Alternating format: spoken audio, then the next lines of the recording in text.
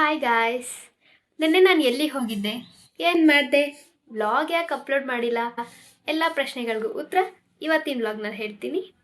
ನಿನ್ನೆ ನಮ್ಮ ಅತ್ತೆ ಮನೆಯಲ್ಲಿ ಏಕಾದಶಿ ಹಬ್ಬ ಮಾಡಿದ್ರು. ಹಾಗಾಗಿ ಬೆಳಗ್ಗೆ ಬೇಗ ಎದ್ದು ರೆಡಿಯಾಗಿ ನಾನು ನನ್ನ ತಮ್ಮ ನಮ್ಮ ಅತ್ತೆ ಮನೆ ಕಡೆ ಹೊರಟ್ವಿ. ಆಗ್ತಾನೆ ಮಳೆ ಸ್ಟಾರ್ಟ್ ಆಗ್ತಾ ಇತ್ತು. ಇವರೆಲ್ಲ ನಮ್ಮೂರ್ VIP ಗಳು. ಇವರೇನಾದ್ರೂ ರೋಡಿಗೆ ಬಂದ್ರೆ ಫುಲ್ ಟ್ರಾಫಿಕ್ ಜಾಮ್. ಹಾರನ್ ಎಲ್ಲ ವರ್ಕ್ ಆಗಲ್ಲ, ನೀವೇ ಸೈಡಿಗೆ ಹೋಗಬೇಕು.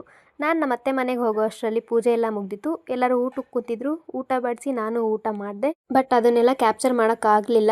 ಮಳೆ ಒಂದು ಸ್ವಲ್ಪ ಜೋರಾಯಿತು. ನಮ್ಮೂರಲ್ಲಿ ಮಳೆ ಬಂದು ಜಾಸ್ತಿ ದಿನ ಆಗಿತ್ತು. ನಿಮ್ಮೂರಲ್ಲೂ ಮಳೆ ಬಂತಾ? ಕಮೆಂಟ್ ಮಾಡಿ. ಆ್ಯಂಡ್ ಮಳೆ ಕಡಿಮೆ ಆದಮೇಲೆ ನಾನು ನಮ್ಮ ಕಸಿನ್ ಮನೆಗೆ ಹೋಗಿದ್ದೆ.